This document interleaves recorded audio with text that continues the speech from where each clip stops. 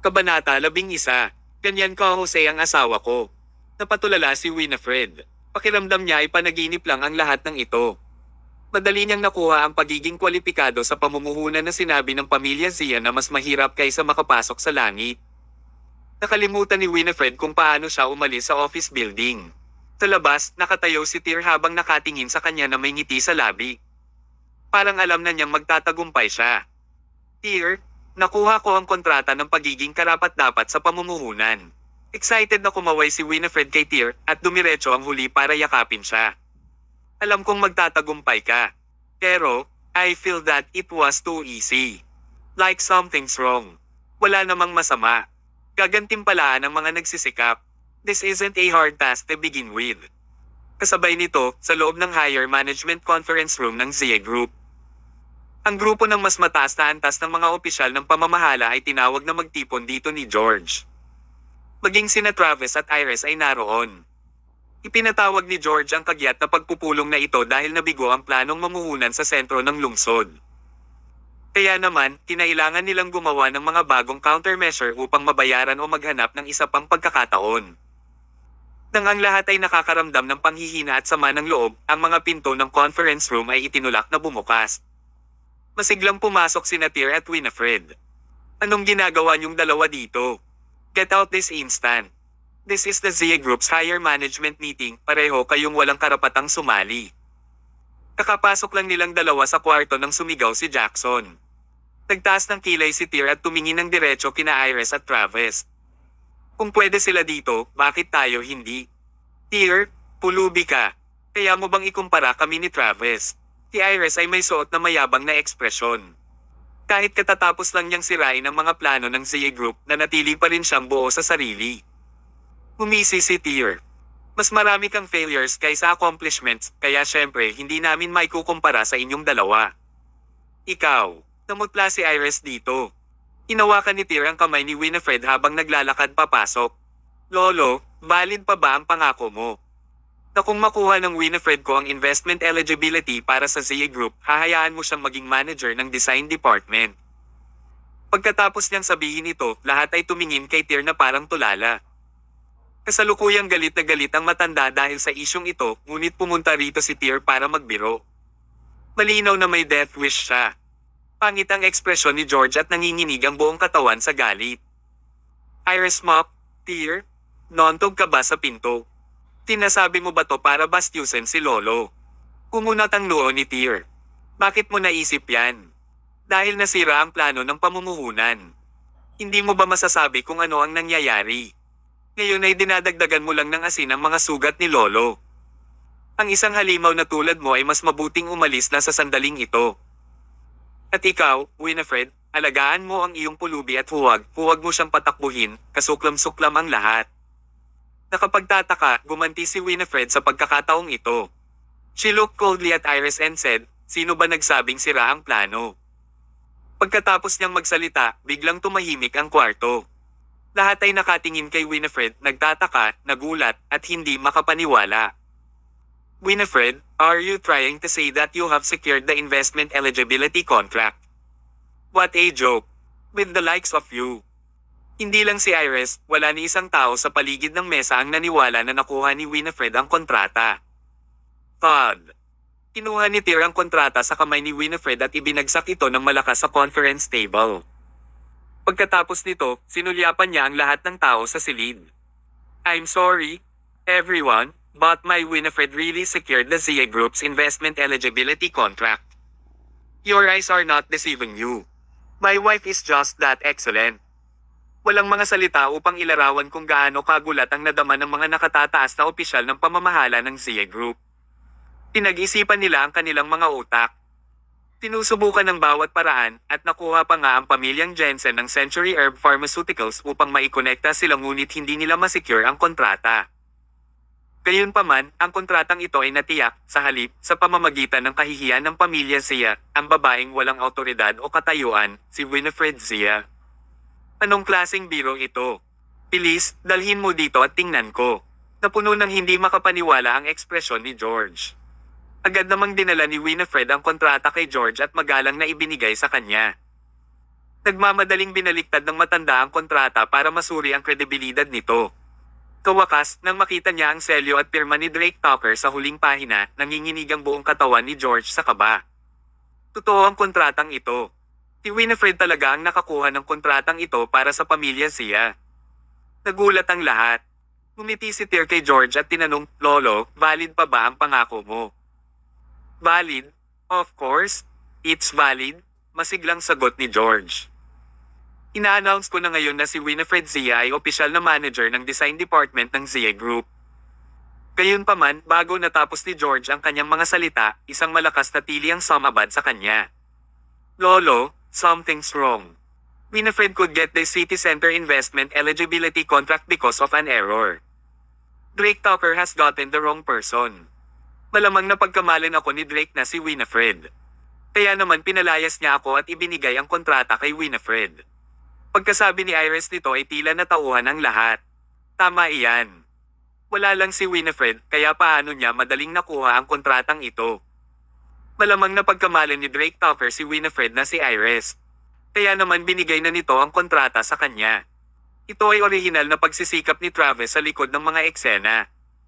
So, Lolo, ang dapat ma-promote ay ako at hindi si Winifred.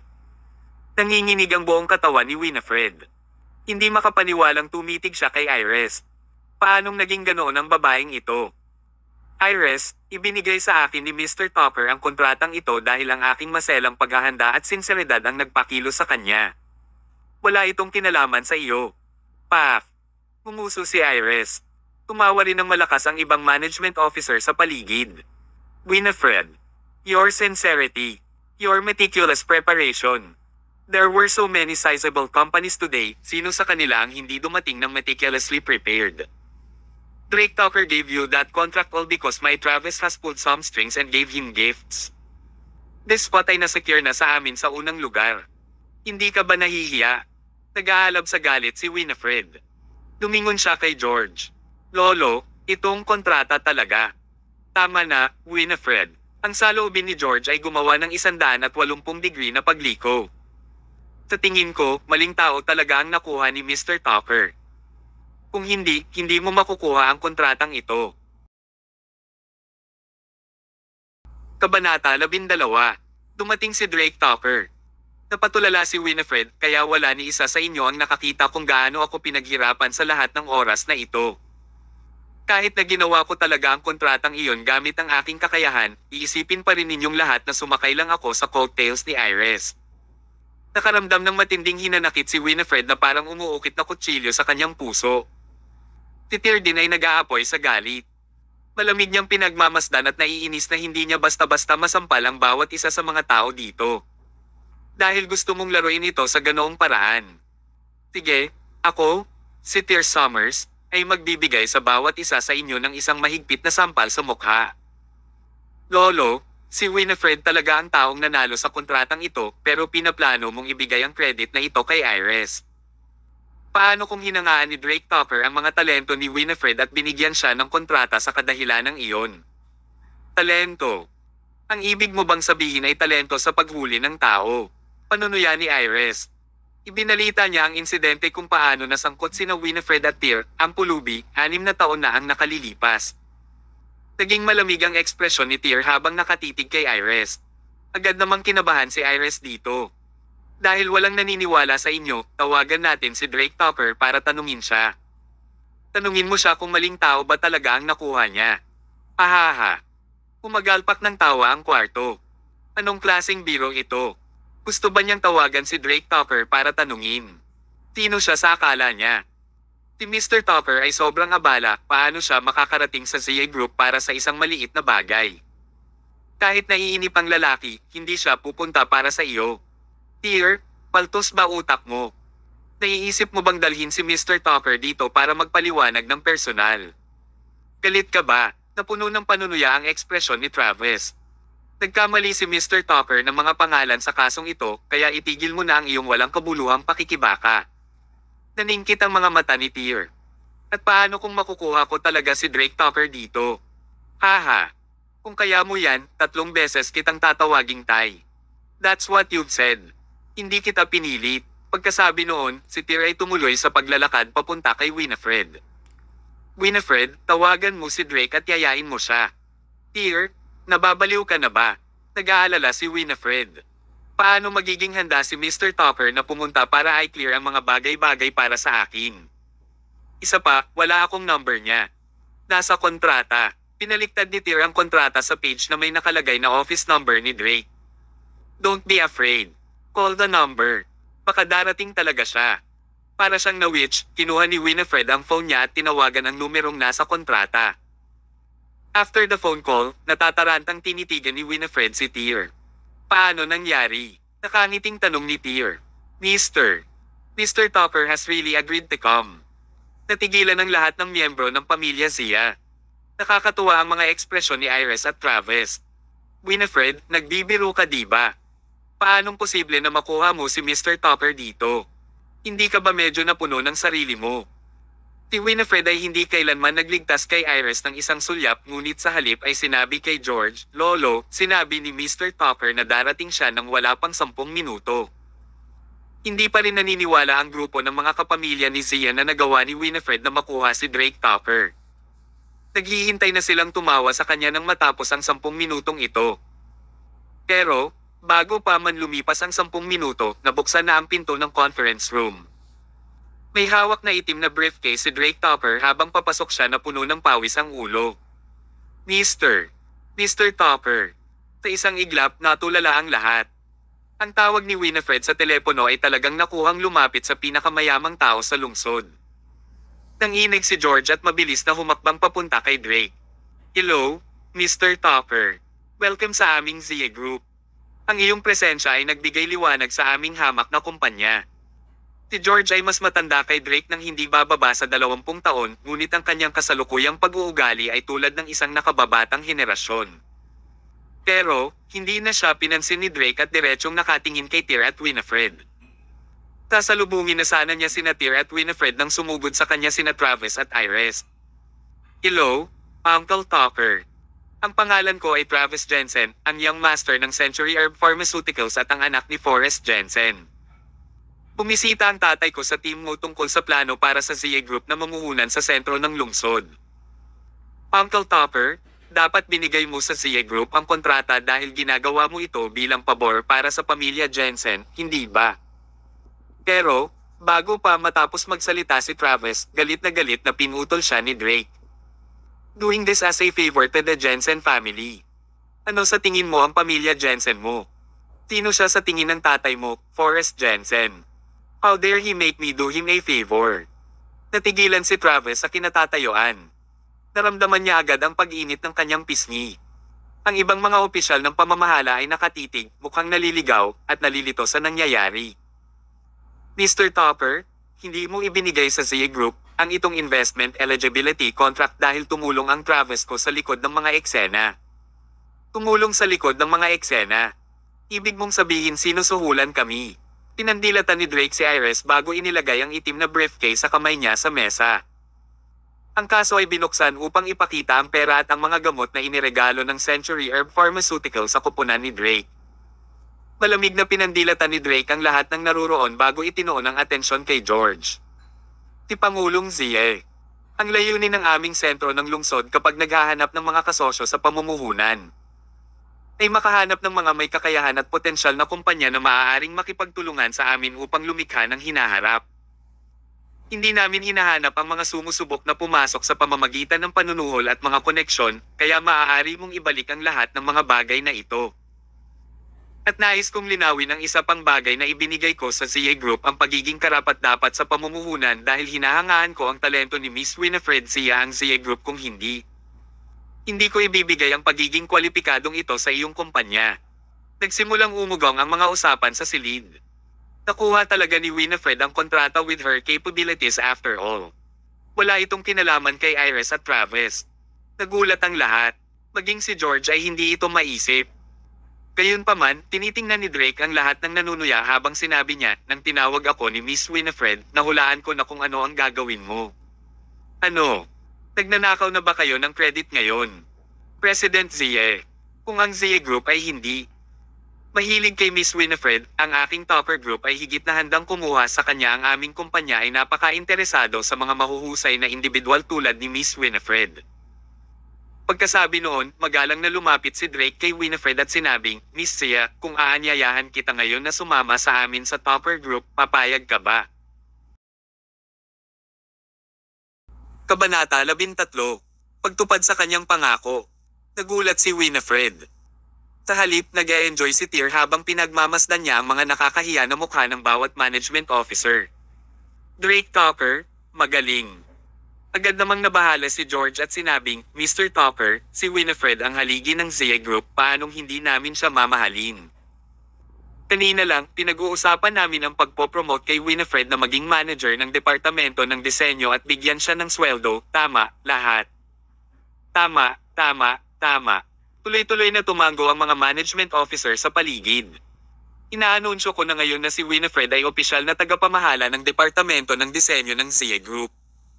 Gayunpaman, walang pakialam si Drake. Tumingin siya kay Winifred at sinabing, Miss Winifred, kahit maging manager ka ng design department dito, sayang lang ang talent mo. Kung willing kang sumama at magtrabaho sa topper group, mabibigyan agad kita. Isang mas mataas na posisyon at taasan ang iyong sweldo ng 10 beses. Buzz. Isang buzzing noise ang sumabog sa loob ng isip ni George at ng kanyang grupo. Hindi sila natakot na umalis si Winifred, ngunit sa halip ay natatakot silang mawala ang pagiging karapat-dapat sa pamumuhunan. Winifred, kailangan ka ng kumpanya, tawag ni George. Huminga ng malalim si Winifred. Salamat, Mr. Tucker, para sa iyong mabait na alok, ngunit ako ay isang miyembro ng pamilya Zia. Kailangan kong gawin ang aking makakaya para sa aming kumpanya, kaya. Naiintindihan ko po, Miss Zia.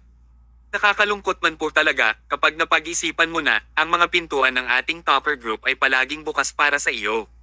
Pagkatapos nun, kinamayan ni Drake si Winifred. Inaasahan ko na maaari tayong magtulungan ng maayos kapag ang sentro ng lungsod ay pumasok sa merkado pagkatapos ng kalahating taon. Oo naman, Mr. Tucker. Kung wala nang iba, I'll be taking my leave. Tumalikod na si Drake para umalis. Oh, right. I forgot to mention, for this incident about the Zia family relying on connections and bribing with gifts, nagalit dito ang amo ko. Bilang paggalang kay Miss Winifred, paalalahanan kita na tigilan mo na ang paglalaro ng dirty tricks. Kung hindi, babawiin ng boss ko ang pagiging kwalipikado sa pamumuhunan ng Zia Group anumang oras. Ang mga opisyal ng pamamahala ay napunta sa isang kaguluhan ng takot. Sa pagkakataong ito, nabaril na nila ang kanilang mga sarili sa paa. Dapat ay hindi na sila humingi ng tulong kay Travis at hayaan na lang si Winifred na makipag-ayos. Ngayong nasaktan ng pamilya Zia ang batang tycoon sa itaas ni Drake Tucker, ano ang dapat nilang gawin? Kailangan nilang mag-isip ng isang bagay na magpapasaya sa batang tycoon at dagdagan ang kanilang pabor. Habang pinagmamasdan ni Tyr ang reaksyon ng grupo, halos hindi niya mapigilan ang pagtawa. Pakiusap sa kanya. Ang tycoon na ito ay nasa harapan na ngayon ng iyong mga mata, bakit hindi ka pumunta at pasayahin ako? Habang naglalakad sila palabas ng gusali ng opisina ng Zia Group, naramdaman pa rin ni Winifred na surreal ang lahat. Masyadong kakaiba ang lahat. May sense ang sinabi ni Iris kanina. Napakaraming iba pang malalaking kumpanya ang naghanda ng masinsinan, kaya bakit sa halip ay nagkaroon ng interes si Drake sa kanya? Personal pang ang nagpakita ang lalaki para maibsan siya sa masikip na sitwasyong iyon. Wala sa mga ito ang nagkaroon ng anumang kahulugan. Anong problema, Winifred? Mukhang preoccupied si Winifred sa mabibigat na iniisip, kaya naman tinanong siya ni Tyr. Everything feels so unreal. Parang may taong sadyang tumulong sa akin mula sa likod. Hehe. Tumawa si Tyr. You're overthinking. I think you have been feeling inferior for too long na hindi ka na naniniwala sa mga kakayahan mo. Nangyari ang lahat ng ito dahil sa effort mo, so stop being so suspicious. Talaga, hindi sinasadyang napatitig si Winifred kay Tyr. Sa isang iglap, isang ligaw na palagay ang sumilay sa kanyang isipan, ngunit mabilis itong nawala. Siguradong nag-o-overthink siya. Paanong si Tyr ang may-ari ng sentro ng lungsod? Ito ay ganap na imposible. Maya-maya pa ay nagmamadaling lumapit sa kanila sina Iris at Travis mula sa likuran. Winifred, huwag kang masyadong maangas. You just happen to have really good luck this time. Tama na, Winifred. Huwag kang masyadong maangas. Kahit manager ka na ngayon ng design department, kaya ka pa rin naming pabagsakin. Tina Iris at Travis ay nag-iitso sa isa't isa habang sinusubukan nilang year-off-an ang pagkapanalo ni Winifred. Gayunpaman, nakangiti si Tyr kay Travis habang sinabing, "Brat, may nakalimutan ka ba?" "Ano?" Natigilan si Travis. "Tawagin mo akong dad, ikaw na mismo ang nagsabi niyan. Hindi kita pinilit." Si Travis ay lumipad sa sobrang galit. "How dare you try to humiliate me? Sino ka sa tingin mo? Tinusubukan mo bang bumalik sa iyong salita?" Naging ice cold ang tono ni Tyr. Walang sino man ang nangahas na bumalik sa kanyang salita sa akin. Pumalakpak. Sa isang sipa ni Tyr, napaluhod si Travis sa sobrang lakas. Hinawakan ng huli ang kanyang tiyan sa sakit habang umiikot ang ekspresyon sa sakit at takot. Puno ng galit ang kanyang tono habang nagsasalita, "Dear Summers, how dare you?" "Basahin mo." Biglang naglabas si Tyr ng pulang identification booklet sa bulsa at ibinigay kay Travis. "Sa intermittent mental disorder," nauutol na sabi ni Travis. Parang may hawak na mainit na patatas, mabilis na itinapon ni Travis ang pagkakakilanlan. Sa tabi niya, takot din si Iris. Humisi si Tyr. "This disorder of mine can't with any stimulation. I get excited really easily, especially when someone goes back on their word with me. So, do you really plan to go back on your word?" Pagkatapos niyang magsalita, bumungad sa buong pagkatao ni Tyr ang isang putok ng makamamatay na aura. Agad na naramdaman ni Travis at Iris na nahulog sila sa isang sinaunang nagyelo na lawa. Wala silang pag-aalinlangan na kapag nawala sa isip ang lalaking ito, papatayin niya sila. Bukod dito, kung ang isang taong may sakit sa pag-iisip ay pumatay ng isang tao, hindi nila kailangang pasanin ang legal na pananagutan. "Dad! Dad! Dad!" 3 beses na tumawag si Travis. Takot na takot siya sa taong ito. Sampal. Isang mahigpit na sampal ang ibinigay ni Tyr kay Travis sa mukha. "Wala akong rebelding bastard na anak na katulad mo." Natarante si Travis. Pagka-uwi nila, sa tuwing titingin si Winifred kay Tyr, baka sa mga mata nito ang takot. Kumunat ang noo ni Tyr. "What's wrong, Winifred? Natatakot ka ba sa akin?" "Ann." "Hindi," medyo nangangamba na sagot ni Winifred. "Wala akong sakit sa pag-iisip." Itinago ni Tyr ang pulang booklet sa kamay ni Winifred. "Pinili ko ito sa isang street peddler sa halagang $5. Pinuksan ito ni Winifred at sigurado walang laman sa loob. Isa lang itong magic. Sa wakas ay nagpakawala siya ng mahabang buntong hininga. Kung talagang may sakit sa pag-iisip ang lalaking hinintay niya ng 6 na taon, baka mag-collapse lang siya. Hindi siya natatakot na saktan siya ni Tyr ngunit nag-aalala siya na sa panahon ng pagsabog nito, baka masaktan niya si Blair. "Winifred, may gusto akong pag-usapan sa iyo." "Ano ito?" Nagulat si Winifred.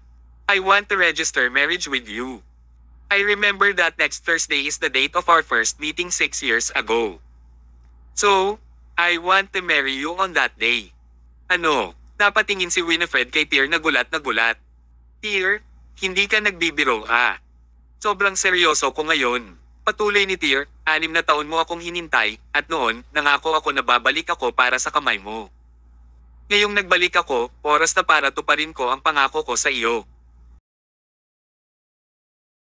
Kabanata 14. Ang puso ng anghel.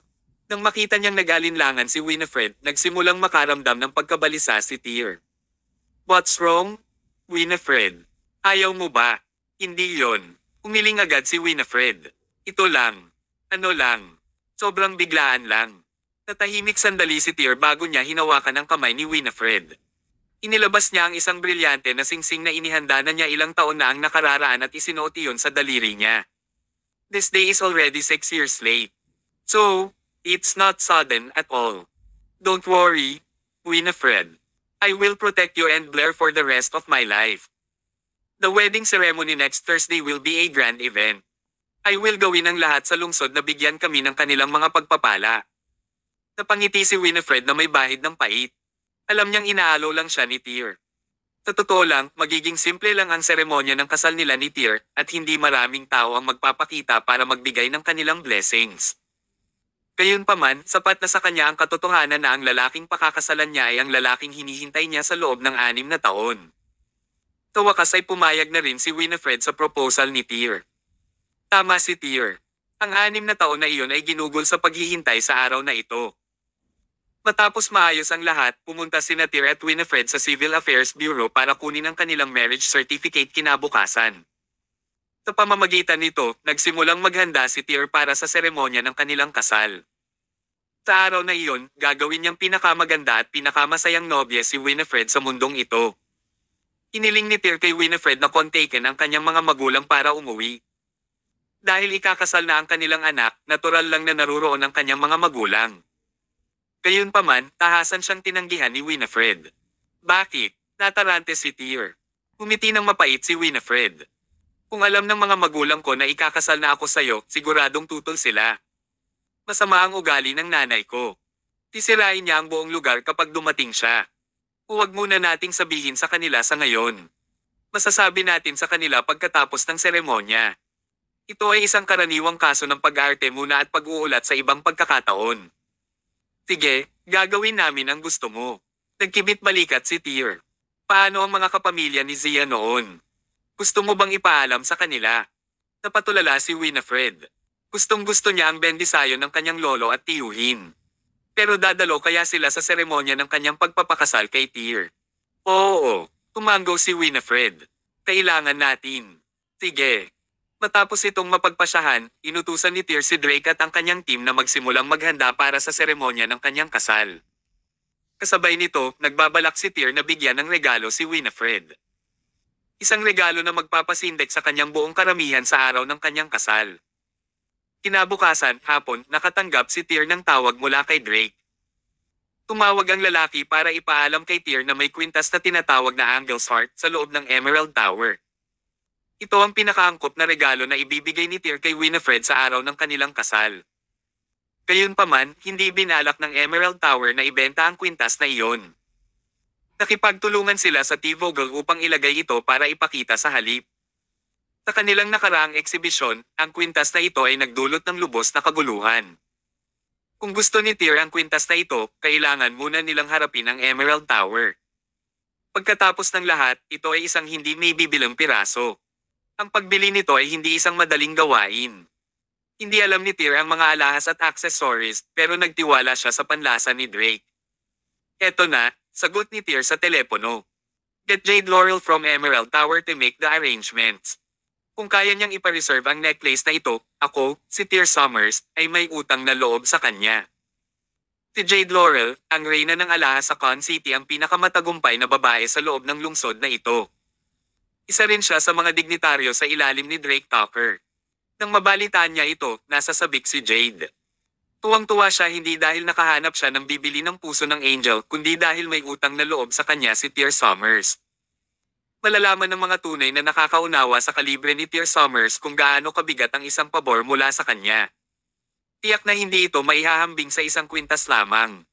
Agad namang nakipag-ugnayan si Jade kay T-Vogel. Inilagay niya ang kanyang pinakamahusay na pagsisikap at sa wakas ay inilaan ang puso ng Angel. Nang hapong iyon, kasama ang kumpanya ng Drakes, dumating si Tyr sa Emerald Tower para tingnan ang world-class na alahas na ito. Sa sandaling pagtitig nila sa kwintas na ito, maging si Tyr ay naakit sa kagandahan nito. Ang puso ng Angel ay inukit mula sa pinakapambihirang asul na brilyante mula sa South Africa na tumitimbang ng 5.3 carats. Ito ay isang premium na piraso na inilabas ng first class na brand ng alahas sa mundo, T-Vogel. Mayroong 13 lamang na piraso sa buong mundo at ginawa ito ng mga elite na manggagawa. Ang kwintas ay nagpapahiwatig ng pagmamahal at sumisimbolo sa isang buhay ng liwanag at kaligayahan. Nagkakahalaga ito ng 80 milyong dolyar. Ito ay tunay na isang world-class na premium na kwintas, bulalas ni Tyr.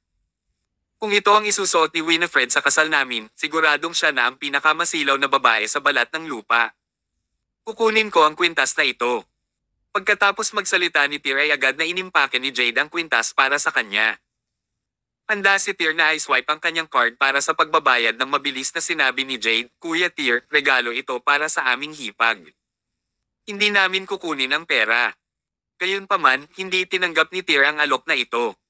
Jade, may utang ako sayo, pero wala akong balak na may utang pa sayo.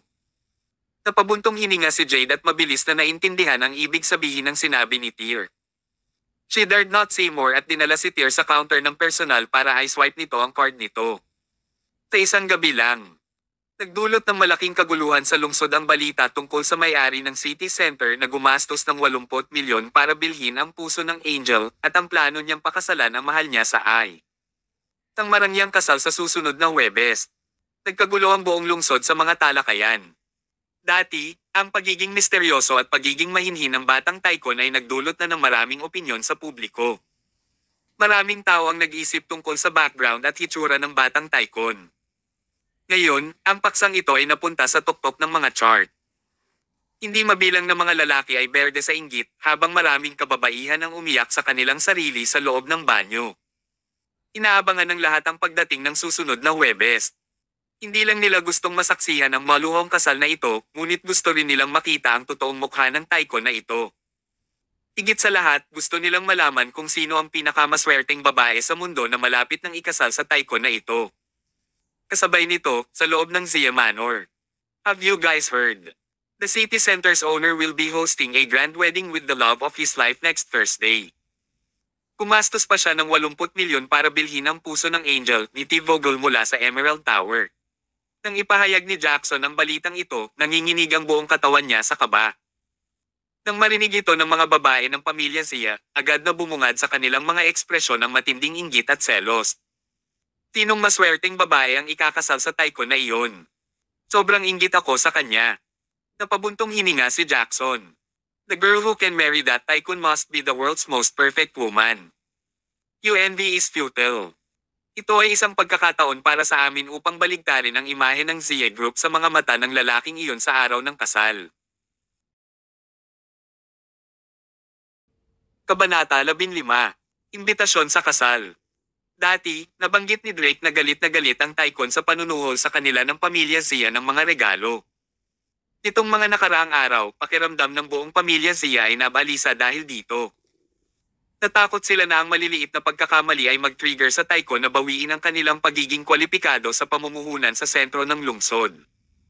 Kasabay nito, pinipilit nilang ibalik ang kanilang pabor sa Tycoon, ngunit hindi sila nakahanap ng pagkakataon. Si George, too, became enthusiastic as he said, tama si Jackson. Our Zia family has to attend the Tycoon's wedding next week. We have to take this opportunity to regain our favorability with the Tycoon. Tumango naman ang mga miyembro ng pamilya Zia bilang pagsang-ayon. Gayunpaman, patuloy na lumitaw ang mga problema. Ang pamilya Zia ay walang paraan para makakuha ng imbitasyon sa kasal ng Tycoon. Napakaganda ng kanilang mga plano, ngunit ang katotohanan ay malupit. Travis. Maaari bang subukan ng pamilya Jensen na humila ng ilang mga string at makakuha ng isang imbitasyon sa pamilya Zia? Hindi maiwasan ni George na tumingin muli kay Travis para humingi ng tulong. Naguguluhan si Travis. Lolo, nabalitaan ko na ang mga nakakuha ng mga imbitasyon sa kasal ng Tycoon ay pawang mga first-rated na family-based na mga korporasyon sa Con City. Kahit na ang aming Jensen na pamilya ng Century Herb ay kailangang gumawa ng maraming mga string bago kami marahil makakuha ng isang imbitasyon lamang. Kung gusto ng pamilya Zia na dumalo, napakahirap. Mabilis na sinabi ni George, hindi problema ang pera. Travis. Kung makukuha mo kami ng imbitasyon, handang maglagay ang pamilya Zia hanggat kinakailangan. Sige, susubukan kong gumawa ng paraan. Bagamat labis na nag-aatubili si Travis, nagngangalit siya at sumang-ayon dito para sa kapakanan ng mga lihim na motibo. Salamat, Travis. Ikaw talaga ang pinakamagandang manugang sa aming pamilya Zia. Pagkatapos nito, lumingon si George kay Jackson at sinabing, Jackson, kailangan nating magdala ng mga regalo sa kasal ng Tycoon. Pumunta at alamin kung anong mga regalo ang maibibigay natin na maaaring magpakita ng sinseridad ng ating pamilya. Ito ay isang magandang pagkakataon para sa atin, kaya huwag sirain yan. Naiintindihan ko po, Ama. Agad namang tumango si Jackson. Habang nasa mainit na usapan ng pamilya Zia tungkol sa kasal ng Young Tycoon, pumasok sina Tyr at Winifred na may dalang malaking gift box at wedding invitations. Sa isang iglap, napatingin ang lahat sa kanilang dalawa. Espesyal na naglagay ng magandang make-up si Winifred at nagbihis ngayon. Dahil narito siya upang imbitahan ang kanyang pamilya sa kanyang kasal, naramdaman niyang dapat niyang ipakita ang kanyang sinseridad. Nagtagal si Winifred sa tindahan ng candy sa pagpili ng mga candy at regalo para sa kasal. Personal pa niyang idinisenyo ang mga larawan sa kanyang mga imbitasyon sa kasal upang ang bawat tao ay makatanggap ng isang natatanging card. Winifred, Tear, anong ginagawa niyong dalawa? Kakapasok pa lang nila sa kwarto ay tumunog ang misteryosong tono ni Iris. Sabay-sabay na baka sa mukha ng iba pang miyembro ng pamilya ang pagkadismaya. Talagang hinanggad ni Winifred na sana ay magkaroon siya ng basbas ng pamilya Zie para sa kanyang kasal. Dinala niya ang mga regalo at imbitasyon sa loob at sinimulang ipamahagi ang mga ito isa-isa sa bawat miyembro ng pamilya. Hi everyone, my dear elders, Tear and I will be hosting our wedding ceremony next Thursday. I really hope that can receive your blessings, so I hope na makadalaw kayong lahat next week. Pagkatapos niyang magsalita ay yumuko pa si Winifred sa harap ng lahat. Sa totoo lang, nakaramdam si Tear ng maasim na kirot sa kanyang puso nang makita niya ito. Natahimik ang eksena ng ilang segundo bago bumasag ng malakas na katok ang katahimikan. Si Iris ang unang naghagis ng regalo at imbitasyon sa sahig bago ito marahas na tinapakan. The tycoon is getting married so both you are doing it too. You've even set it to be on the same day. Winifred, sinasadya mo ba itong gayahin ng tycoon? To even think of having us attend your wedding ta ang pulubi na iyan. Hindi lang si Iris ang nagpakita ng malisyosong at walang kwentang reaksyon. Itinapon din ng iba pang miyembro ng pamilyang Zia ang mga regalo at imbitasyon.